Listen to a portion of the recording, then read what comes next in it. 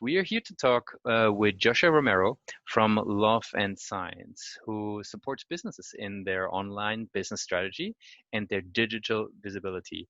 Um, they're working with a wide area of folks, actually, from chiropractors, landscaping. But Joshua is going to be here to tell us much, much more about which type of clients they're working with, how they're helping them in their online strategy, and how basically they help them to grow, right? Even in these challenging days. So, Joshua, welcome to the show.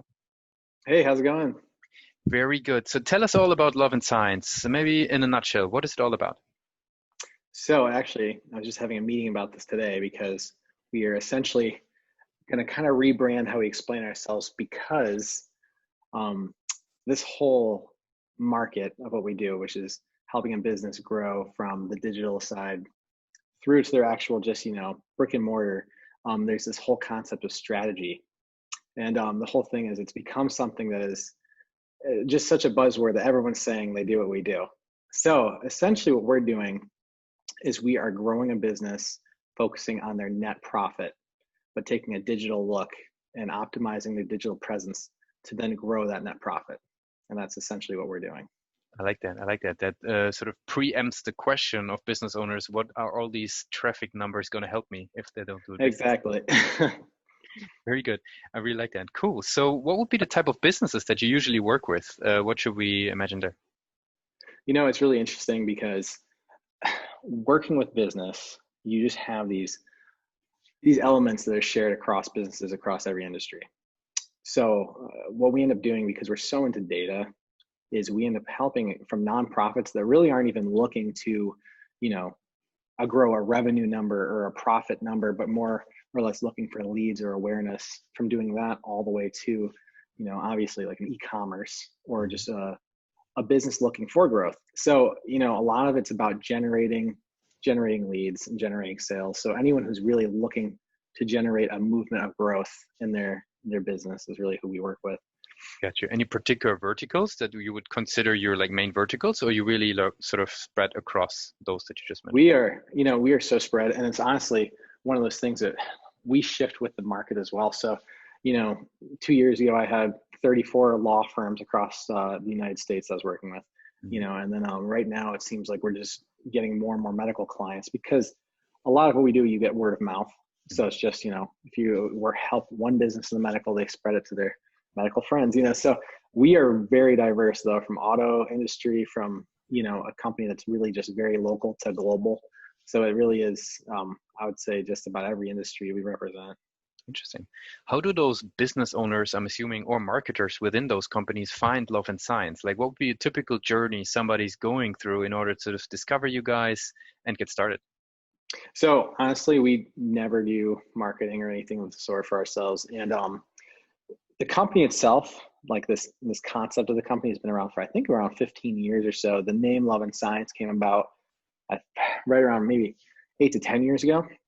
So it's been around for a while, and honestly, the only way we grow and the way we do it is just from word of mouth, which we like, because the thing is, for us specifically, every lead we get is so hot because they're coming to us from, hey, you just grew this company we heard about, massively. How can we work with you? So the thing that's great is a lot of times in our meetings, we are being pitched why someone should work with us rather than why we should work with them. Because so it's been really great, and we have been very selective just because of how we've been trying to take a very boutique look at it, and it helps us kind of control who we work with and making sure, hey, this is a partner we want to partner with to grow. So it's really worked out really well for us. Very good. I mean, that's a very good position to be in. I still want to ask the question, like, which role your website would play then in the sort of overall system of winning clients. It seems like it's more, referral, word of mouth. Does the website still play a role? So the website for us, it does play somewhat of a role, and one of the ways we let it. And honestly, it's very funny because we always mean to update our website, do something new with our website, and because it's been essentially just a one-page quick reference. And but one of the only things we really use it for is just listing some of the companies we've worked with, so someone can go there and say, oh, I know that, I know that business. So just kind of give us some kind of clout in the fact that, oh, I recognize this. But so that would be the aspect with that. But most of the time when we do get leads from our website, it is someone contacting us directly saying, hey, I was looking for your name because I was told about you. Mhm. Yep. Gotcha. Very interesting. So I would love to switch gears a little bit and talk about how you're working with the businesses that you're working with. Maybe you can give us a quick glimpse, like, where do you start and where do you stop in your help? Like, are you bringing traffic? Are you optimizing on-page conversions? Are you optimizing, after lead collection follow-up? Like, where do you place yourself and your services? So that's kind of a loaded question, and it kind of ties back to what someone wants. But I will say, pretty much every engagement we have starts with how can we optimize something with your digital presence. So that's either is your social strategy correct? Is it going to differentiate you enough from your competitors? To what is going on with your website? Is it truly working correctly? Let's take a look at every aspect. Are you building a new website? How are we going to keep that authority across into a new website you're building out? To marketing, are you actually increasing is there an ROI that you're even approaching? Do you even know your net income based off it? Or are you just looking at a revenue number that can be easily distorted? Hmm. But what ends up happening with us, with every client we have essentially, is we come in some sector of their digital footprint, and it becomes all the way to the point that, hey, we're going to do the research behind your next building to make sure it's going to be a valuable, asset for you in the future. And what are the demographic trends in that area to make sure it's going to match with your business? Two, what products are you developing? What channels are you starting? Who should you hire? Who should you fire? And it gets into essentially, we work alongside of a president, an owner, CEO, in essentially partnering with them to be like an extension of themselves, to be driven with data, to give them the information they need to progress. Yeah. Interesting. I'm going to have like 2, 3 more precise questions on that topic. I know we started with a generic overview, so I would be curious now about a couple of side aspects of that. Could you tell me a little bit about how you're thinking about lead qualification, right? So because you're working with companies that obviously collect leads to a large degree as well. Like, how do you think about lead qualification, and how do you support your clients with that? Yeah. So, one thing that we do, and there's two aspects to this question really. So one thing we tell every one of our clients is, do not focus on anything beside what is going to get you a sale. What is your actual goal? What are you actually looking for? You're not looking for people just to view your product. Usually, obviously, different companies have different needs. Mhm. Or if you're trying to build the sell or something versus if you're actually just trying to bring in money for yourself. So we try to distinguish what is your actual goal, which almost always is, we want more money, right? Mhm. So we start looking, we start optimizing back from that, which is essentially running whatever your net income is against whatever we've done every month to actually measure, no matter what. There's no argument of my net income is going up month to month. You are working with me. This is taking place. So there's no argument of, well, is it working? Mhm. And then with that aspect, we can immediately diagnose, well, you are getting more leads. Well, your net income's not going up. How can we optimize some aspect of your business, some chain link that is broken? Let's fix it so that net income can go up.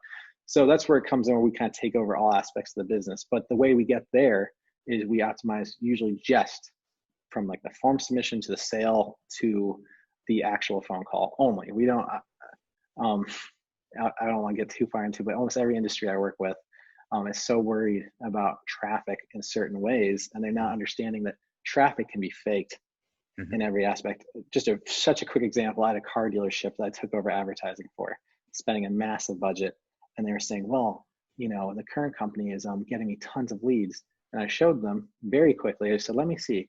So I looked in their data, and one of the search terms that converted for them was like a red Matchbox Corvette, which is a Matchbox, a toy. And I said, were you guys trying to sell those that month? And he Mhm. said, no, I wasn't. I was actually trying. I said, exactly. So we need, not only do we have to make sure that who is converting, but we got to look at the conversions and set the correct conversions. Gotcha. So it's really about knowing the data and knowing the numbers, and trying to track toward that. Okay, so it sounds like an after sign up sort of verification process that you sort of manually kicked off and that is then being optimized, I'm assuming. Yep. Very good. Cool.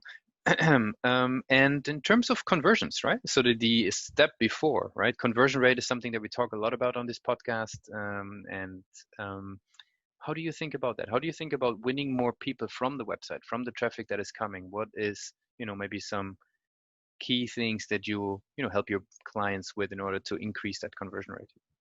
So this is something I tell every client, and I tell it for free. I don't need to be charged, and I tell every single person to do it. And honestly, anyone who works with any marketing agency, business agency, if they don't streamline your process and have you have a succinct footprint, not only digital, but your brick and mortar, whatever it is you're offering, you need to be taking the data you're using and use it most intelligently as possible. So for almost every client we run some type of, advertising with Google Ads, which is search. Mhm. So I can see exactly what someone's searching for, exactly how they relate to your website, how they got to your website. When they search this keyword, where did they go on your website, how they interact with it. So I tell my clients all the time, I'm saying like, you've got this feedback on an endless loop. Let's take that knowledge and then use it to master every other aspect of your business. So let's take what we're learning on this 24-hour focus group we have, Mhm. which would be so expensive in any other course. We have that option to do it at whatever price we want. And let's take that to then update your content, update your website, update the flow of your website. Let's update the usability. Let's look at where they're dropping off on a form and start figuring out how we can optimize every aspect. Two, they made the appointment. What happened from the appointment to actually getting to the sale? And we work in that aspect so that essentially over the course of a time in a relationship, we work on every single issue along the way to the net income just continues to grow because there's no more issues.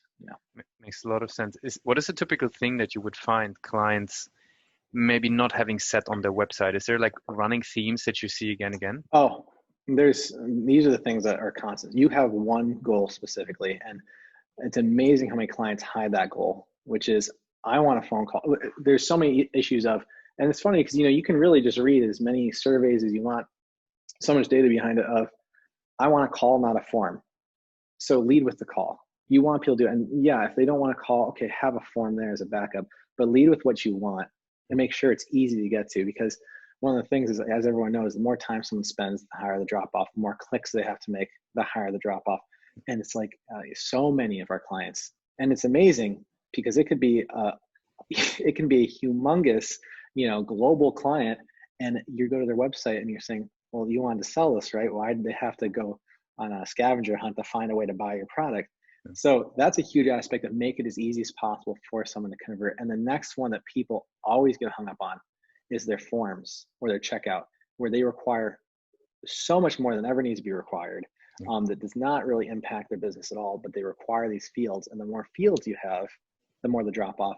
And it's amazing. And we talk with these clients and they say, well, we've had, consultants and we've had this, and we say, just try it. And as soon as they optimize these aspects, their conversion rate and their growth and from month to month is so absurd every time. And it's amazing. So we'll show them case studies and they'll go, I don't believe it. And then they do it and they go, I can't believe it. But why would it ever be a bad thing to make it easier for someone to buy your product or get your service? So those are the two things I feel like are so constant. It's incredible. I think it's a very good one, especially the first one. I mean, second one obviously being there, but leading with that one goal. Yeah, it's so true. Like we've seen it again and again as well. Cool. One last question on sort of how you work with your clients before we sort of switching into learning about you personally a little bit as a leader of the business.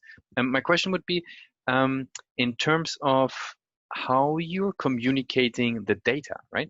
Because what we've been finding is there's tons of data being collected, right? Google Analytics is full of, insights, but then doing real life changes can be a challenge. Like, how do you communicate the data to your client? What do you found an efficient way that the message really, hones in? So I will say it is really incredible because that is one of the biggest issues. And so one thing I love, and this is one reason why I want to get away from even the term of consultant or anything of the sort, is because I execute and I can execute for the client. I want to let them know, I want to guide them the execution process. Because one of the things I've realized too, especially when you're in these consulting agreements where you're just telling someone, hey, try these things, a lot of times they might believe you, but they don't know how to execute it. And they don't know that your process wasn't executed. So they just look at the numbers and go, what happened? And they don't even know one of their own employees dropped the ball on that. So one is actually executing it for the client and overseeing that. That's something I really try to do. But the other piece, which I referenced earlier, that is so incredible is, and I'll give an example to make it clear. I have a client, I'm handling one side of their advertising, another company's handling another side of their advertising, and I just run everything against costs. So I do a cost analysis of how much they're spending on, advertising B to get the result, which led to how much money in revenue, in a net income. Then I did the same with mine, which showed you guys are spending $10,000 a month right now to essentially have not showed any value yet from this marketing aspect. Over here, you're getting around 10x return. And I said, what do you, and I just presented it and showed the numbers and they reviewed it. The partners looked at it and they said, this is right. And then I said, well, so if you guys want, you guys can cut that spend immediately, and you just made yourself put yourself in a dark position. And they did. And they immediately said the next month, I got to look at the numbers, and the numbers were great. So I really try to point to that, because it is hard to argue with cash.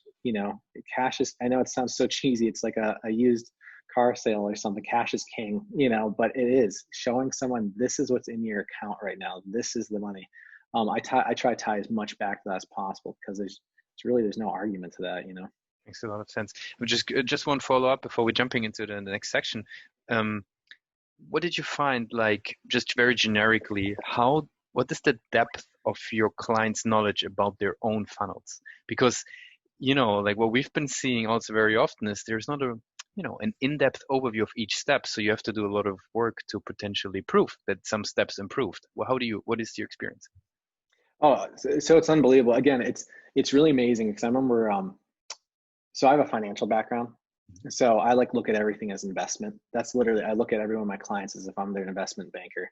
And I have this background where I've talked to clients where they really don't even know how they're making their money. I'm just handling their money or handling their growth and their wealth. So they just look at it and go, I made money this month, and they don't have any idea. And it's the same in business. As people, a business mind in a lot of ways is almost like a creative mind. And yeah, business people are kind of the creatives who also know the math side of the brain. But a lot of times they do get hung up on these characteristics of mathematics that are behind their business and understanding the data, right? So one of the big issues we face is the whole breakdown of, we don't understand our path, or we believe we're getting results from here, and I'm getting, get that knowledge. And again, the biggest thing I can show is taking these leads, taking this knowledge of, hey, there's a breakdown right here, putting a value behind every user. And sometimes it can be an incredibly manual process, but to see the value, if you can start breaking down of, this is how many users I got this month, and that led to this much net income. This is how many users I got to this month. And you start breaking down, oh, each user's worth that much. 50 fell off here. That could have been, this much money worth of fall off. So again, you start putting these aspects of the value on everything. So you put a number value on every aspect, and it starts allowing people to start calculating that, where you can say, well, that could have been, $8,000, and it starts putting in this idea of, wow, that's a chunk of money. Or yeah, 2 of your employees cost this much. That's 2 employees, salaries. And suddenly people start putting it together where, wow, that's a big difference than just hearing clicks or impressions or session duration. Yep. Very interesting. Very cool. Okay, so I would love to switch gears a little bit and talk about you as a business leader a little bit in the business. So maybe you can tell me, how do you educate, and what are educate yourself, and what are the sources where you go and find high value information that pushes your knowledge further? So this is actually very funny. So I grew up very strange, and so did my brother and my sister. My dad graduated college at 18, and he made us start in 3rd grade, start working through higher level math. So by the time I was in 7th grade, I already had to finish calculus, and I was in like Calc 2, going into like my 8th grade year. And I went to school young and stuff. So we were always in this trajectory, and I used to have to do flashcards with advanced words from the encyclopedia and work through before I could go hang out with my friends. It was a very crazy situation.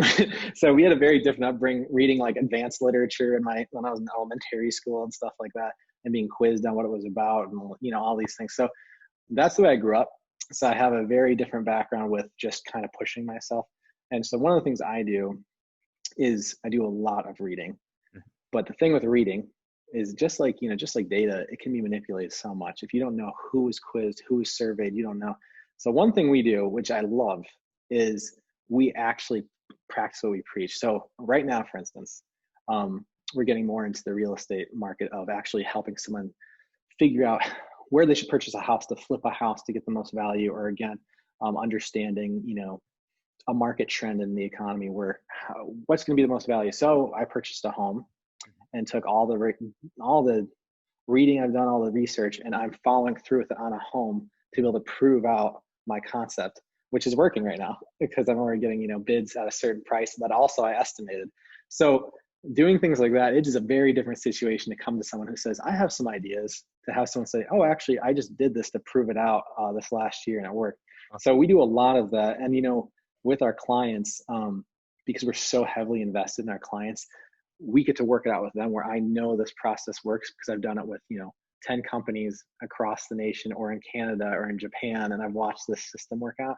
So it's really great to be able to see the process work out. Then you can really practice what you preach and preach something that actually makes sense. Very awesome. A very cool answer. Um, I would love to switch gears, slowly coming to an end, and jump into our rapid fire questions. All right. As you know, guys, our guests never know those questions before. So you ready for those? Yeah. Cool. Usually it's a one sentence, one word answer. Okay. For your company, what's the first thing that comes to mind when I say the word marketing operations? Data. What comes to mind when I say the word sales operations? Data. What's the one single thing that your company is focused on the most at the moment? Net income.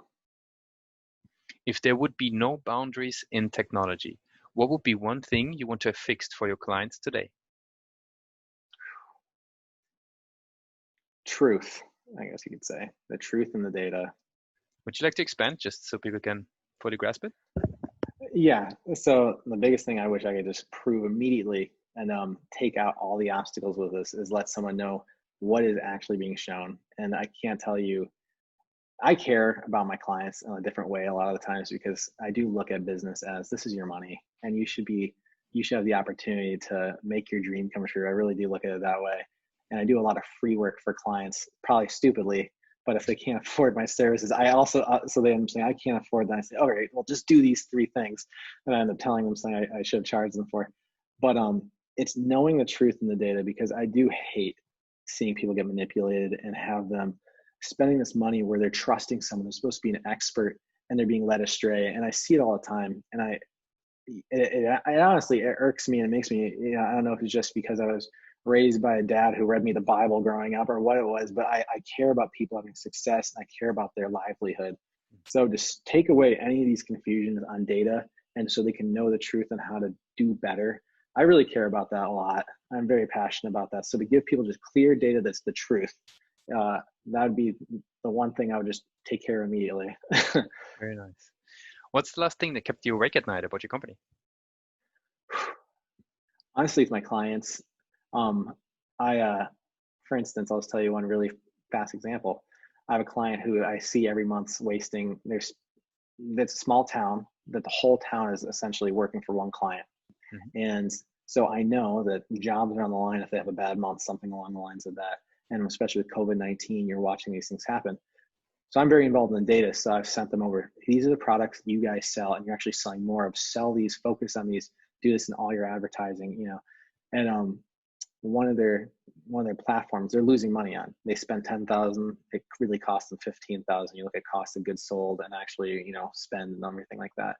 And it keeps me up because I want them to see it, because it's and I know it's hurting their business. I know it's actually hurting the chance of certain people keeping their jobs through a crazy time, So those are the type of things that really shake me up because we're so involved in the finances and all these things that a lot of times I'll have a client email me saying, hey, if I don't make this much money this month, I'm gonna have to fire half my staff.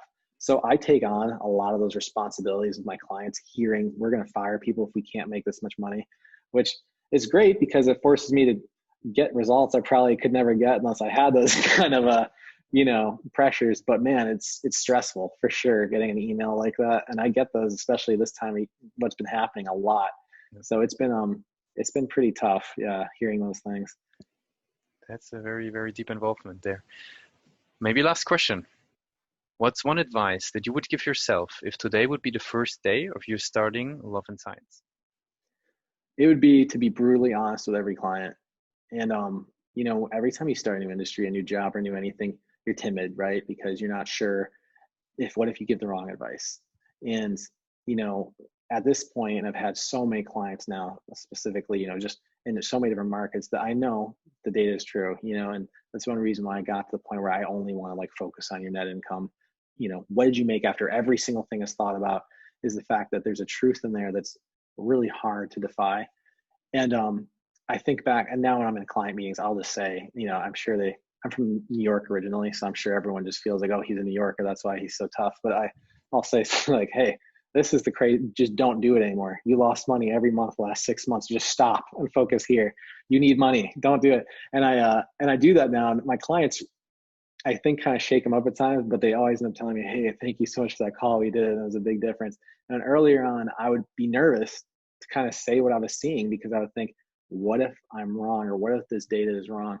And now that I've gotten to this point where I saw, man, I could have probably helped some clients earlier a lot better if I had just said, "I know you guys are passionate about this. I know that's why you started the business, but that channel's dried up. Move your money and resources here." I wish I would have done it sooner. And I would have told my first self, when you see the data, just tell them exactly what it says and help them. Don't feel bad about hurting feelings, because their feelings are going to hurt a lot more when their business is going under. So that would have been for sure my one piece of advice. Thanks a lot for sharing that, Joshua. So, Joshua, thanks for being part of Pathmonk Presents today, for sharing your insights and your learnings working with Love and Science. And I think it's very clear that you have a deep passion for data, but also actually helping your clients based on the back of that data. So, thanks for being part of this episode. Yeah, thanks for having me.